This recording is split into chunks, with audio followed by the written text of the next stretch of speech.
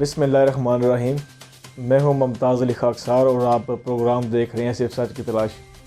ناظرین، آج وی لاگ کے ذریعے میں آپ کے ساتھ ایک انتہائی اہم ایشو شیئر کروں گا۔ رمضان کا مہینہ بھی آ رہا ہے اور چند دنوں کے بعد ہم رمضان کی طرف جا رہے ہیں۔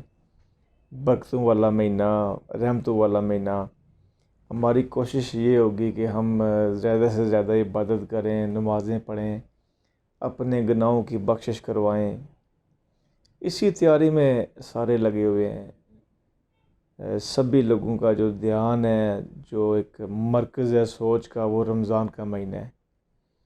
کرونا وائرس کی وبا ہے اور ایسی صورت میں رمضان کے مہینے میں عبادتوں کا ایک اپنا الحمدللہ اس کا ٹیسٹ ہوگا، اس کا مزہ ہوگا۔ رمضان کے مہینے بھی ویسے بھی عبادت کا ایک اپنا ٹیسٹ ہوتا ہے۔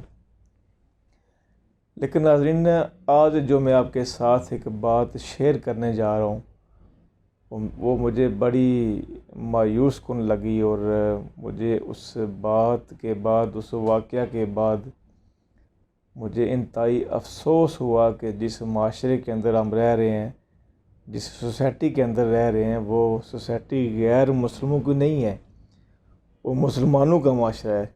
اور اس معاشرے کے اندر، مسلمانوں کے معاشرے کے اندر، جہاں ہمیں ایک دوسرے کا احساس کرنا چاہیے، وہ چیز ختم ہو رہی ہے۔ آج ہی کے دن جب مجھے ایک ضروری کام کے سلسلے میں، یعنی کہ میرے پاس مہمان آئے ہوئے تھے، ان مہمانوں کی خدمت کے لیے، تواضع کے لیے مجھے ایک ہوٹل میں جانا پڑ گیا، جہاں سے میں نے جو ہے وہ ان کے لیے کھانا لے کے آنا تھا۔ ہوٹل میں داخل ہونے کے فوراً بعد میں نے یہ سوچا کہ میں اپنے ہاتھ وغیرہ دھو لوں، سینیٹائز کر لوں۔ ہاتھ دھونے کے لیے جب میں متعلقہ جگہ پر گیا تو اس سے پہلے کچن تھا۔ جب میں نے کچن دیکھا تو اس کچن کے اندر مضر صحت مرغی کا گوشت موجود تھا، اور وہاں پر جو اس ہوٹل کا ملازم تھا، وہ اس مضر صحت جو کہ تلف کے قابل تھا گوشت، جو کہ کھانے کے قابل نہیں تھا، جو کہ ایکسپائر تھا، جس کا رنگ جو ہے وہ پوری طرح کالا ہو چکا تھا، اس کو کاٹ کر پیس بنا رہا تھا۔ میں نے اس سے یہ دریافت کیا کہ تم یہ کیوں کر رہے ہو اور کس کے لیے کر رہے ہو، یہ کس کو بنا کر دو گے؟ تو اس کا جواب یہ تھا کہ یہ مجھے مالک نے ایسا ہی کرنے کے لیے کہا ہے۔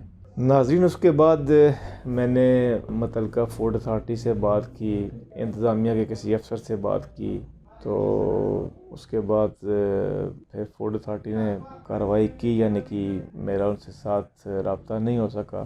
لیکن دیکھنا ہم نے یہ ہے کہ ان تمام چیزوں کو ہمیں خود کو ٹھیک کرنا ہے۔ ان تمام چیزوں کے لیے کوئی باہر سے نئی طاقت نہیں آنے والی۔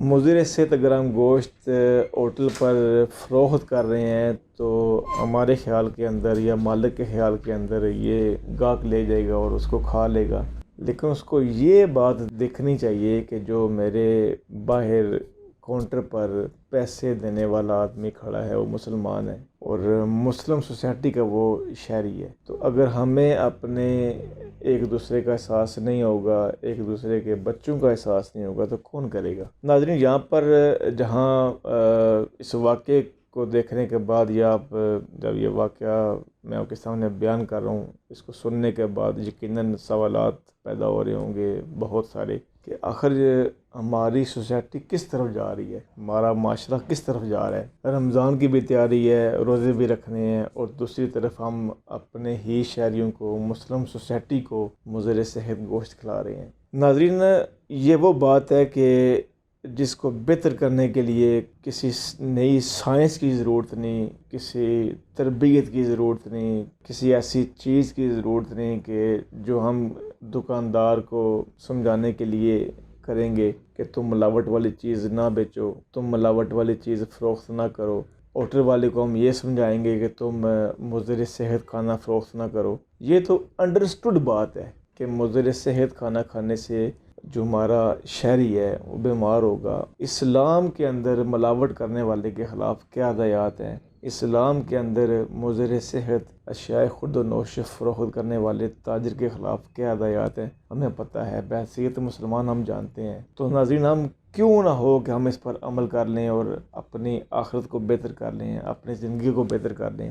دوسری طرف جو سوالیہ نشان ہے وہ انتظامیہ اور فوڈ اتھارٹی کی کارکردگی پر ہے۔ آزاد کشمیر حکومت نے شہریوں کو صاف و شفاف اشیائے خورد و نوش کے انتظام کے لیے، یعنی کہ دکانداروں ہوٹلوں پر چیک اینڈ بیلنس رکھنے کے لیے فوڈ اتھارٹی قائم کی ہے، اور اس فوڈ اتھارٹی کا ایک بہت خوبصورت دفتر ہمارے شہر میرپور کے اندر بھی ہے، جہاں پر سٹاف بھی موجود ہے، اور حکومت ان کو مراد بھی دے رہی ہے، تنخواہیں بھی دے رہی ہے، اس لیے کہ وہ مارکیٹ میں جا کر، بازاروں میں جا کر دیکھیں، چیک کریں کہ کون دکاندار، کون تاجر، کون ہوٹل والا کسی شہری کو مضر صحت کھانا دے رہا ہے، غیر معیاری اشیاء خورد و نوش فروخت کر رہے ہیں، اس کے خلاف کارروائی کرے۔ ناظرین، میں سمجھتا ہوں کہ اگر ہم شہری اپنی ذمہ داری کو سمجھ کر ادا کرنا شروع کر دیں تو بہت سارے مسائل حل ہو سکتے ہیں۔ اگر فوڈ اتھارٹی کام نہیں کر رہی تو شہریوں کی یہ ذمہ داری ہے کہ فوڈ اتھارٹی کو اس